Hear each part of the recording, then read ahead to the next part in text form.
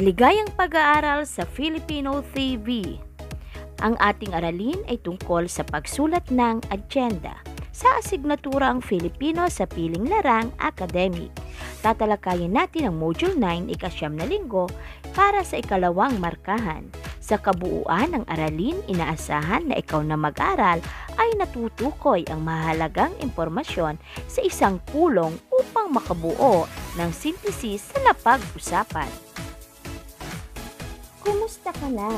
Binabati kita at mahusay mong naisagawa ang mga gawain sa nakaraang module. Handa ka na ba sa bagong aralin? Andito na naman ako para muling hasain ang iyong kasanayan sa pagsulat naman ng agenda. Sa unang quarter, iba't ibang uri ng akademikong sulatin ang iyong natutuhan. Nakatutuwang malamang nagkaroon ka ng malalim na kabatiran tungkol dito. Nasisiguro kong magiging kapakinabangan ang natan mong kasanayan sa napili mong larangan. Sa module namang ito, mauunawaan ang maayos na pagsulat ng agenda. Isa ito sa mga kasanayang mahalaga mo ring matutuhan. Subalit bago natin talakayin ang aralin, subukin ko nga ang inyong kaalaman tungkol dito. Ilabas ang inyong ballpen at kwaderno at sagutin ang mga sumusunod na katanungan. Handa ka na ba?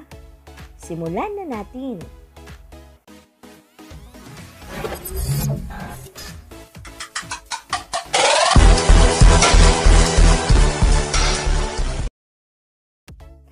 Panuto. Basahin at sagutin ang mga sumusunod na katanungan. Isulat sa kwaderno ang titik ng tamang sagot.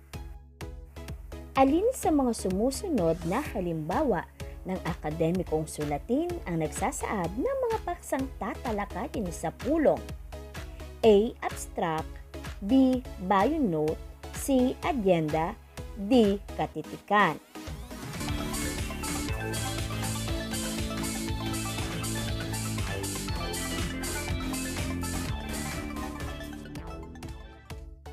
Kung ang sagot mo ay titik C, agenda, magaling! Alin naman sa mga sumusunod ang hindi kabilang sa mga nilalaman ng agenda?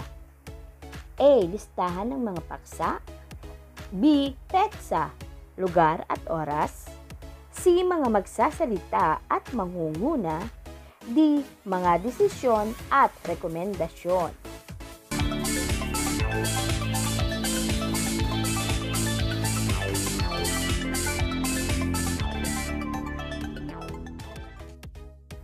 Kung ang sagot mo ay titik D, mga desisyon at rekomendasyon, tama! Sino-sino ang maaaring maghanda ng agenda? A. CEO, B. Direktor, C. Pangulo, D. Lahat ng nabanggit.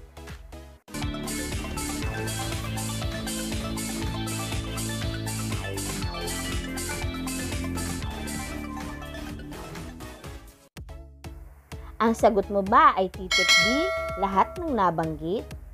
Mahusay!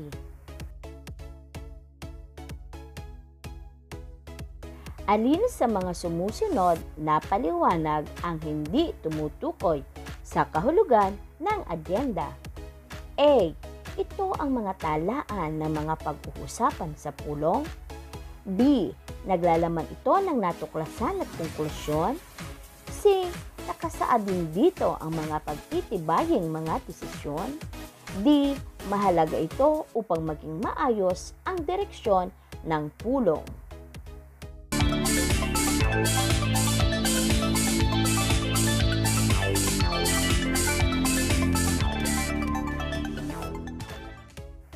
Ang sagot mo ba ay titik A?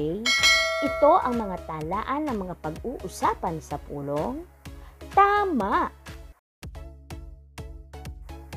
At ang panglima, ano ang makrong kasanayang mahalagang pairalin sa pagsusulat ng katitikan?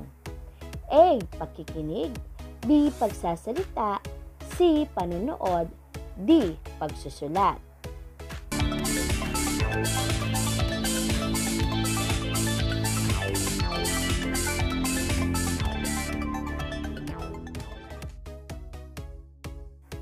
Binabati kita kung nasagot mo ng tama ang mga katanungan.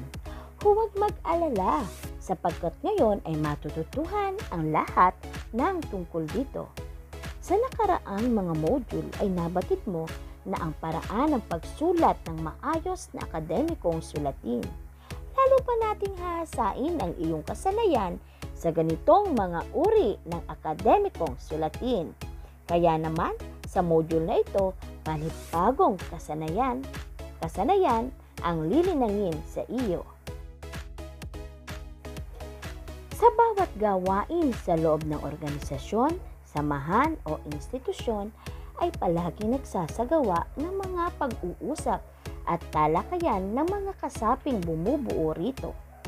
Kailangang sistematiko ang pagsasagawa ng isang pulong.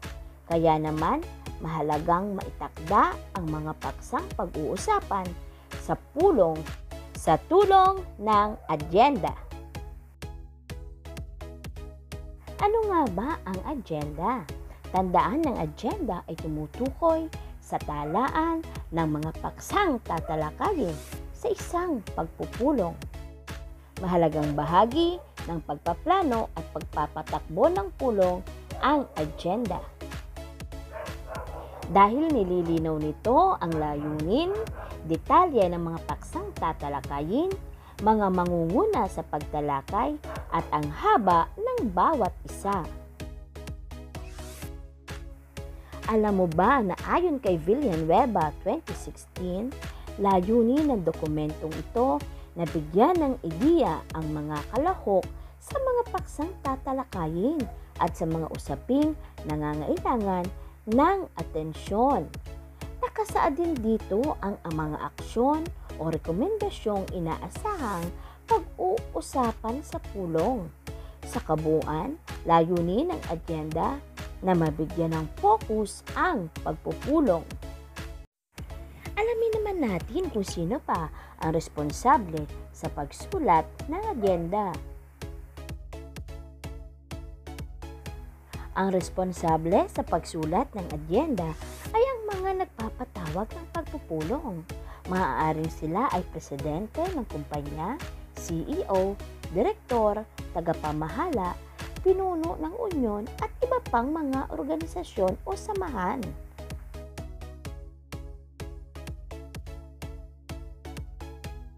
Alam mo rin ba na madalas silang nakikipagtulungan sa mga kalihim sa paghahanda nito dahil tungkulin din nilang ipamahagi ang agenda sa lahat ng mga lalahok sa pulong. Ngayon ay alamin naman natin ang kahalagahan ng agenda. Alam mo ba na ang pagkakaroon ng agenda ay magtatakda ng kaayusan sa magiging daloy ng pagpupulong at ang lahat ng kalahok ay patungo sa isang direksyon? Mas mabilis natatapos ang pagpupulong kapag sinusunod ng maigi ang nilalaman ng agenda. Makatutulong din ito sa itinalagang kalihim sa kanyang pagtatala ng mga nangyayari sa pulong. Dapat mo ring mabatid kung ano ang nilalaman ng agenda upang maging ganap ang iyong kasanayan kaugnay ng ating aralin. Ang mga sumusunod ay karaniwang nilalaman ng agenda at ang ilang bagay na kailangang isalang-alang sa bawat bahagi. Una, dapat natandaan na isalang-alang ang lugar at petsa ng pagpupulong. Mahalagang may ideya ng mga kalahok hinggil sa pagdarausan at kung kailan ang pagpupulong. Sunod ay mga layuning inaasahang matamo sa pagpupulong. Sa bahaging ito ng agenda sinasagot ang tanong na bakit kailangan ng pagpupulong at iba pang mga paksang dapat lang bigyang linaw dito. Maaaring isama ang mga nakaraang napagpulungan at nakasaad sa katitikan. Nilalaman din ng agenda ang mga paksa. Maikli lamang at detalyado ang mga paksang pag-uusapan sa pulong. Nilalaman din ng agenda ang mga kalahok o kasapi. Ang mga tinalagang mga kalahok na kailangang dumalo sa pagpupulong ang dapat na nasa talaan. Minsan ang lahat ng kabilang sa organisasyon o institusyon ang inaasahang dumalo sa nasabing pulong. Ngayon ay natitiyak ko na mas naging malinaw sa iyo ang aralin. Kaya subukin natin ang iyong kaalaman tungkol dito. Panuto, suriin ang isang halimbawa ng agenda. Pagkatapos ay sagutin ang mga sumusunod na katanungan sa ibaba. Makipag-usap sa dalawa mong kamag-aral sa pamamagitan ng messenger chat kung hindi makapag-uusap ng personal. Magbahagihan ng inyong gawain. Isulat sa kwaderno ang iyong sagot.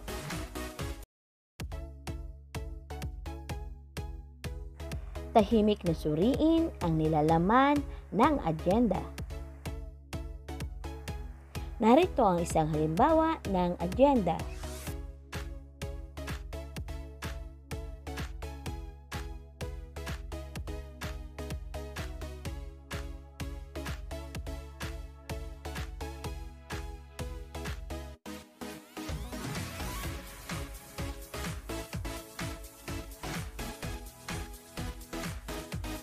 Ngayon ay kuhanin ang inyong kwaderno at sagutin ang mga sumusunod na katanungan.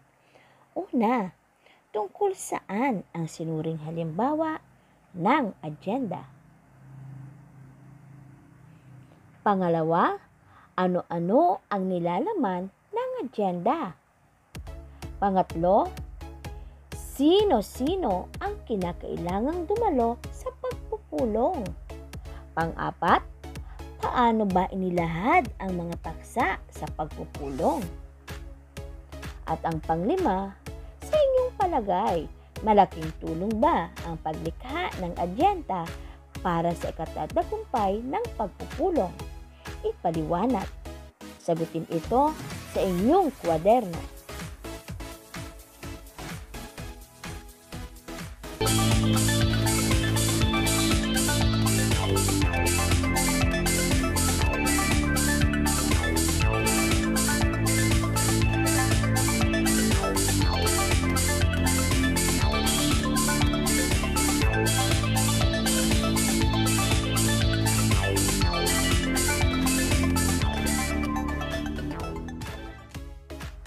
Binabati kita kung mahusay mong nasagot ang gawain.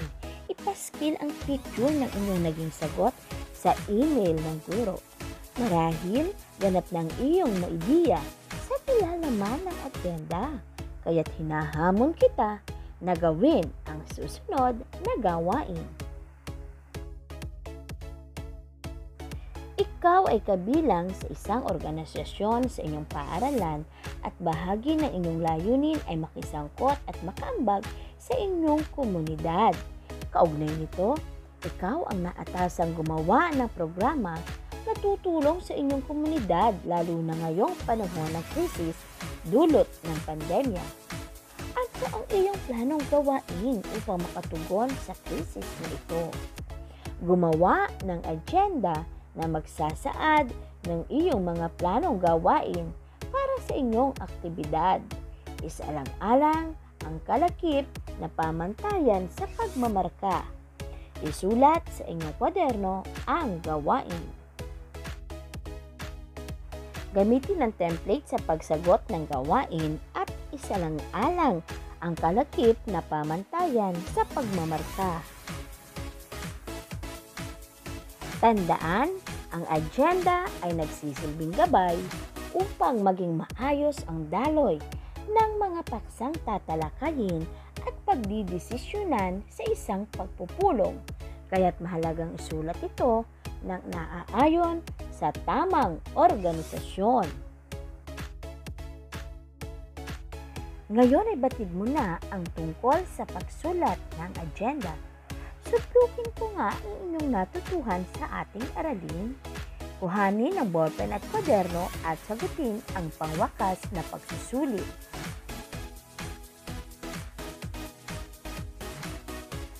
Panuto, basahin at unawaing mabuti ang sumusunod na mga katanungan. piliin ang titik ng tamang sagot at isulat sa inyong kwaderno.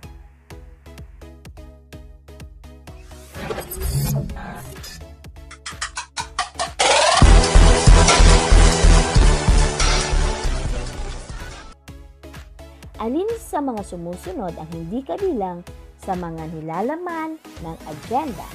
A. Listahan ng mga paksa. B. Petsa, lugar at oras. C. Mga magsasalita at mangunguna. D. Mga desisyon at rekomendasyon.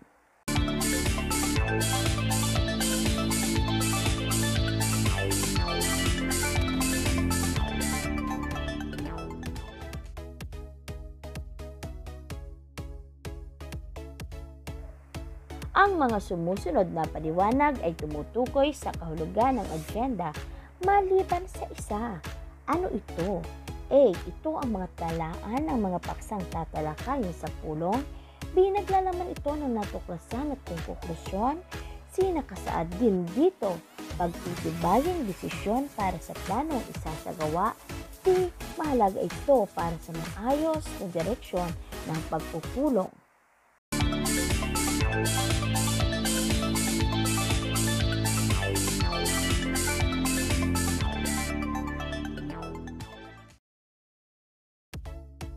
Ay direktor ng isang samahang nangangalaga at nagpreserba sa kalikasan. Nagbabalak siyang magsagawa ng proyekto na magpapaunlad sa mga kagubatan ng bansa. Ngunit kailangan niya munang magpatawag ng pulong. Sino ang makatutuwang niya sa pagbuo ng agenda?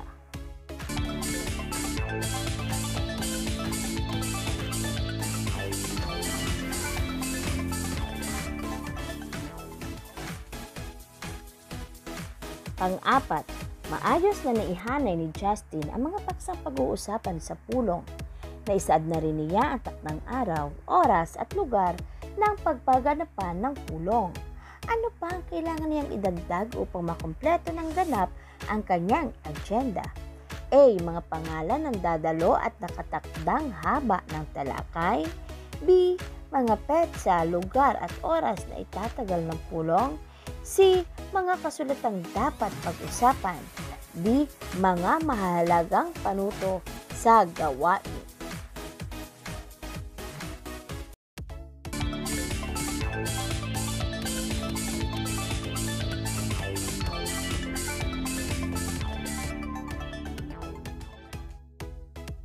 At ang panglima, inatasan si Lisa na maghanda ng agenda para sa kanilang pagpupulong hinggil sa isagagawang pagtatanghal ng kanyang grupo para sa YG Night. Pinaglilimian ni Lisa ang mga dapat isalang-alang sa agenda. Alin sa mga sumusunod ang hindi kasama sa mahalagang katangian ng agenda? A. Pagtatala ng mga paksang organisado at magkakaugnay ang ideya.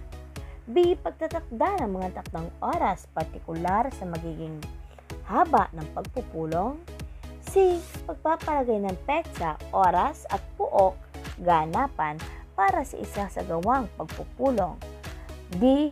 Pakikinig ng mataman sa mga makikipagdiskusyon sa loob ng pulong.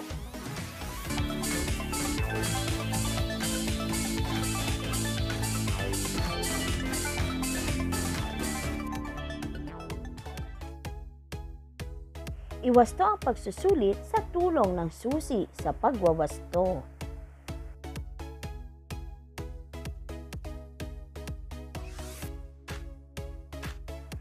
Binabati kita kung nasagot mo ng tama ang mga katanungan.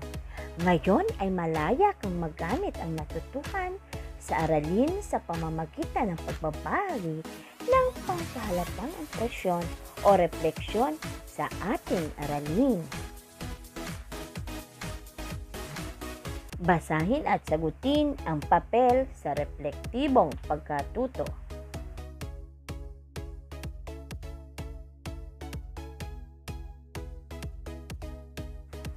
Alam kong buong husay mong nasagot ang gawain. Binabati kita. Salamat at sinamahan mo ko hanggang sa bahaging ito ng ating aralin. Tunay na ang kasanayan sa ganitong uri ng sulatin ay iyong kakailanganin sa larangang iyong napili. Madali mo lang masasagot ang Module 9. Maligayang pag-aaral. Ito ang inyong guro na nagsasabing, naniniwala ako na natuto ka dahil naniniwala ako na ito ang piling larang mo. Hanggang sa muling sesyon ng pag-aaral, dito lamang sa Filipino TV. Padayon!